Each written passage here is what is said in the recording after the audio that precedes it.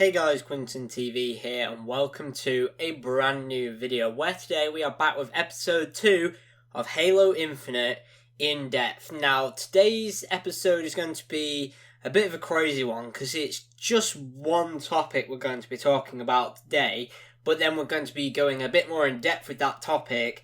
We're going to be talking about the impact of this decision, the reasons why, and then the decision itself. So hopefully it should make for an entertaining episode nonetheless, even though there's only one topic being discussed. But anyway, let's jump straight in. If you've been hanging about on the Halo Twitter or just watching other Halo YouTubers, you'll probably know this has come at this point, but Halo Infinite has been delayed until 2021. We're no longer seeing it as a launch title for the Xbox Series X. It is now going to be just a title launching at some point in 2021. Now, I personally think that it's going to be launching around March, April, May time, but I would preferably, if I was in control of when a Halo Infinite could actually launch, I would personally launch it in fall 2021, so there's even more time for the game to be polished up and ready to hit the shelves, because as they always say, you can't go back and fix a broken game, but you can delay a broken game until it's polished enough that it can be released. So yeah, I think the more time they have to work on this, the better. But really, all we got was a statement saying that, we're going to be delaying Halo Infinite until 2021, and we didn't really get that much else other than the fact that 343 wanted to play with the community and stuff. But now we have possible reasons as to why Halo Infinite may have been delayed. So on the Video Games Chronicle, which is kind of like a video game newspaper sort of thing, they stated that Halo Infinite's delay was allegedly partly due to TV show distraction and heavy outsourcing. Distractions caused by the Halo TV series and a higher than usual amount of outsourced development contributed to Halo Infinite's delay. That's according to a new report from Furor, I think that's how you say it, which investigates the Xbox Series X title's turbulent development history via anonymous development sources. The publication notes that building a console launch game is already a challenging task, especially considering Halo Infinite's Slipspace engine has been built from scratch for the project. However, it puts a particular focus on Infinite's outsourced development strategy. Outsourcing is very common for any AAA project as large as Halo, but according to Furor's sources, 343 was creating even more content externally than usual. The coordination between the many different companies contributing to Infinite has been rough at best, it says.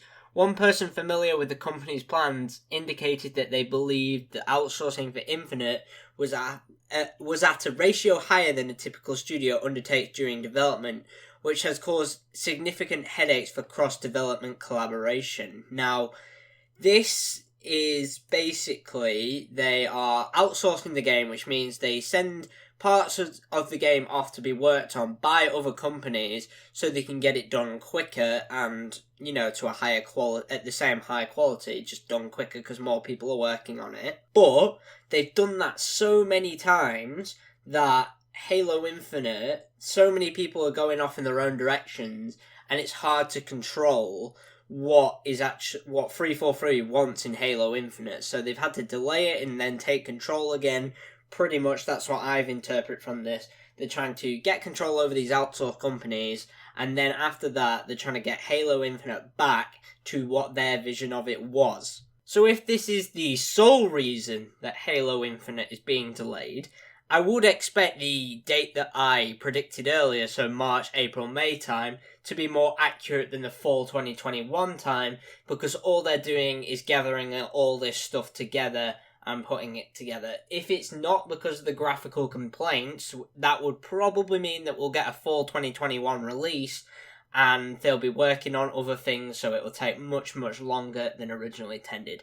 So one thing I quickly want to mention that is quite interesting, they said that the Halo TV show is a possible distraction for 343. Now, I completely forgot that Halo TV show was actually going to be a thing. I remember someone, I think it was Halo Follower, actually mentioning it like a year or two ago, and I completely forgot about it since then, like with all the Halo Infinite stuff. But if that is a, like a major distraction for 343, we might actually get a good video game TV show. Preferably, I'm just going to mention this here, it's nothing to do with Halo Infinite, but I would like to see in this Halo TV show, not a story around the Master Chief, because that's what we see in the games. I would much rather a separate story than what we see in the games to air on TV. That's just my opinion. But anyway, we're going to move on to the last little segment, and that is the impact of this decision. Now, obviously, the main impact of this is Xbox is not going to have their flagship launch title for when the Xbox Series X comes out, which could lead to a tank in sales. Now, I'm saying could because most likely people are going to go out and buy the Series X anyway if they want the Series X. Like, Halo Infinite isn't going to be much of a selling point for the people who want an Xbox Series X, but the people who don't have who really like Halo and are literally getting it for Halo, they don't have as much as an option. Microsoft kind of has to weigh up, see which one is bigger, because I'm thinking that more people just want a Series X than they want to play Halo Infinite. Like, most people who play Xbox probably don't play Halo, so it doesn't really matter for them. They just want the Series X just because it's the new Xbox, and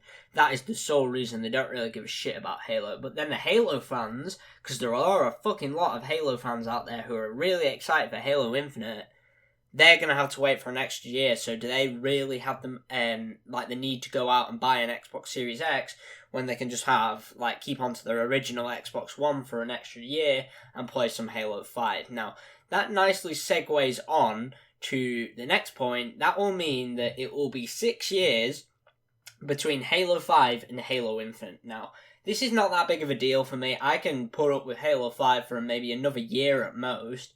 But the second Halo Infinite comes out, I'll hopefully have my Series X, and I can just download Halo. Well, I'm not going to download it. I'm going to probably get the disc. Go out, get the disc, get my Halo Infinite nice and loaded onto my Xbox Series X, and just play for absolutely hours. And yeah, I don't really mind the long wait between Halo 5 and Halo Infinite, but a lot of people probably will. Halo 5 is a 5-year-old game nearly, which is kind of crazy to think about, because I remember when that game first came out, but Halo 5 is nearly a 5-year-old game, and it will nearly be 6 years old, potentially, if we get a fall 2021 release date for Halo Infinite. And that is just mind-boggling that we haven't had a new Halo game for 6 years. They were saying Halo Infinite's going to be the last Halo game for 10 years.